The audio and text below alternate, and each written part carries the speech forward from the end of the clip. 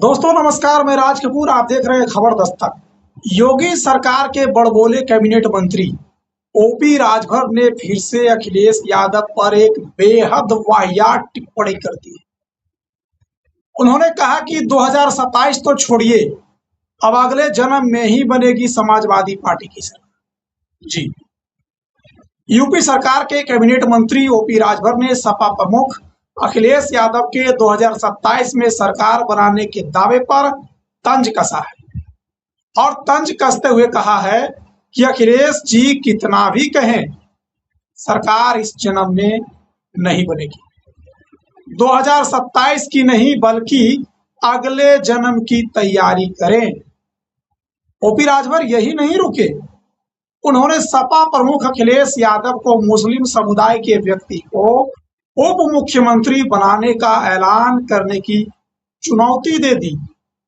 Samajwadi party के प्रमुख अखिलेश यादव के बयान पर यूपी सरकार के कैबिनेट मंत्री ओपी राजभर ने कहा कि मैं अखिलेश यादव जी से कहना चाहता हूं कि सरकार से जो पैसा आपके विधायकों को मिल रहा है, जो कैबिनेट का प्रस्ताव है कि गरीबों के इलाज के लिए हर साल 25 लाख रुपए दिए जाएंगे, उसमें से 403 विधायक अपने अपने इलाकों में 5,000 से 5 लाख रुपए तक बांट सकते हैं। उन्होंने कहा कि हम अखिलेश यादव जी से पूछना चाहते हैं कि पहले इस पैसे का हिसाब दें जो फंड सरकार आपको दे रही। आप लोगों को दिल्ली से जो पैसा मिल रहा है उसका हिसाब दें। अगले विधानसभा चुनाव में सपा की सरकार बनने के अखिलेश यादव के दावे पर ओपी राजभर ने कहा कि अखिलेश जी कितना भी कहें, सरकार इस जन्म में नहीं बनेगी। 2027 की नहीं बल्कि आप अपने अगले जन्म की तैयारी करें। राजभर ने सपा विधायक शिवपाल सिंह यादव की टिप्पणी को लेकर भी कहा कि आप जो कहते हैं विनाश के समय बुद्धि उल्टी हो जाती है। जिसे सजा हुई है, जिसे कोर्ट ने जेल में बंद किया है, उसे गृह मंत्री बनाने वाले हैं। सरकार बनने पर उसे मत बनाना। अगर आप में ईमानदारी वफादारी है और आपको मुस्लिम वोट चाहिए तो अखिलेश ऐलान कर दें कि वह एक मुस्लिम समुदाय के बेटे को उप मुख्यमंत्री बनाएंगे। उन्होंने सपा प्रमुख को घेरते हुए कहा कि अखिलेश यादव को इलाज की जरूरत है, वह सिर्फ खोखली बातें कर रहे हैं।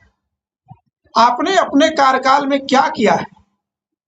5 साल में आपने राज्य को 1000 दंगे दिए, उन दंगों में 1200 लोग मारे गए, कर्फ्यू लगा दिया गया, मुजफ्फरनगर दंगों में जल रहा था, सरकार तमाशाबीन बनी हुई थी। क्या आपको ऐसी ही सरकार चाहिए? और फिर से ओपी राजभर ने बदजुबानी की सीमा को पार करते हुए अखिलेश यादव को घेरते हुए उन्हें इलाज करने की नसीहत दे दी। ये कोई पहली दफा नहीं है जब अखिलेश यादव के प्रति ओम प्रकाश राजभर इस तरह की नीच बातें करते हैं, इस तरह की बेहद घटिया और वाहियात बातें करते हैं। और सच तो यह है कि ओम प्रकाश राजभर अखिलेश यादव के बारे में अगर बयान न दें, अखिलेश यादव के बारे में अगर बात न करें, तो मैं सही बता रहा हूं, मीडिया में उनकी कोई चर्चा होगी भी नहीं। ना कोई बयान छपेगा, ना कोई फोटो छपेगी, ना कोई खबर बनेगी, ना कोई खबर छपेगी। योगी आदित्यनाथ की तरह जिस तरह वो लगातार हिंदू मुस्लिम अपने भाषणों में कर रहे हैं, ओपी राजभर भी अखिलेश यादव को मुस्लिम उप मुख्यमंत्री बनाने की चुनौती दे रहे हैं, ऐलान करने की।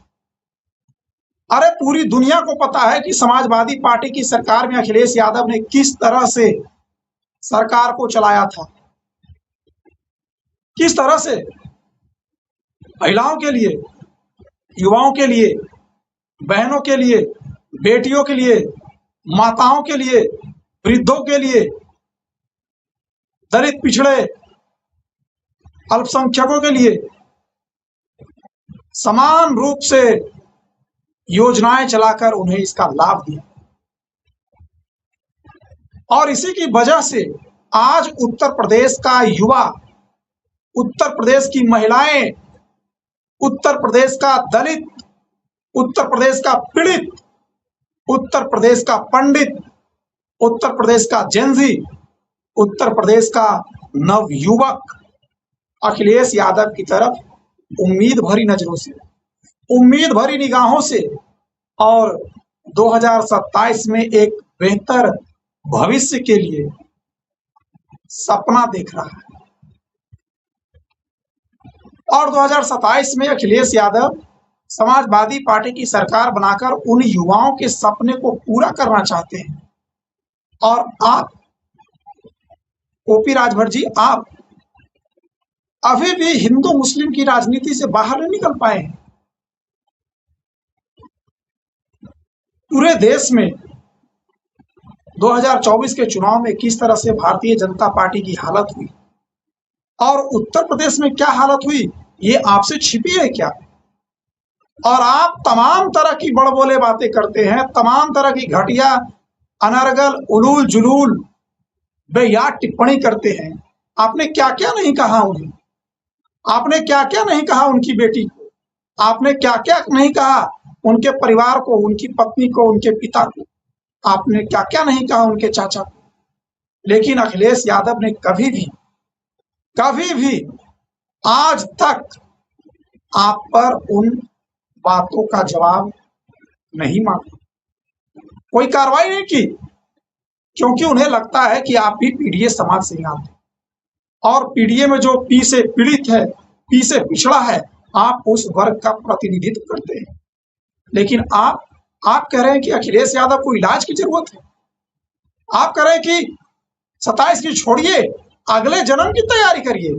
इस तरह से घटिया बातें कोई अपने राजनीतिक फायदे के लिए अगर कर सकता है तो वो राजभर ही कर सकता है, और वही कर भी रहे हैं।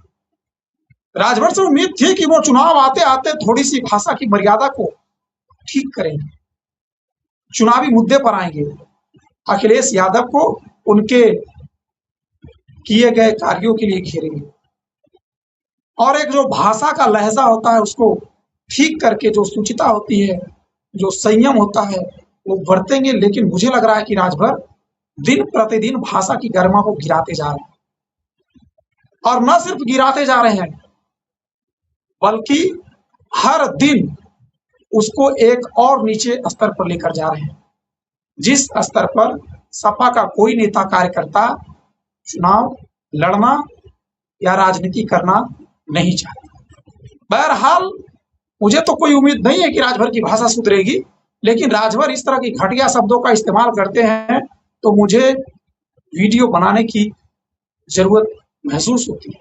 मुझे लगता है कि उत्तर प्रदेश की जनता को इस बारे में जागरूक करना चाहिए और चुनाव से पहले तो कम से कम इन बयानों के लिए उत्तर प्रदेश में ओपी राजभर से जनता सवाल पूछे, जवाब मांगे ही, जिम्मेदारी तय करे ही।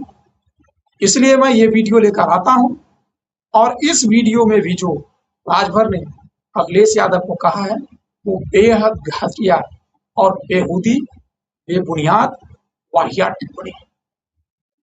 खैर, चुनाव अभी धीरे धीरे नजदीक आ रहा है।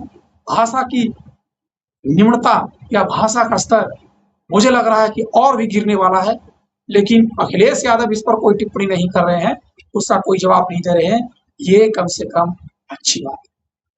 देश देख रहा है, प्रदेश देख रहा है, जनता देख रही है कि कौन विकास की बात कर रहा है, कौन भविष्य की बात कर रहा है, कौन शिक्षा, एजुकेशन, स्वास्थ्य की बात कर रहा है और कौन हिंदू मुस्लिम और गाली गलौज जैसे भाषण। बाकी खबर तक पर खबरों का सिलसिला लगातार जारी रहेगा। मिलेंगे आपसे किसी और वीडियो में। इस वीडियो में इतना ही, तब तक के लिए हमें इजाजत दीजिए।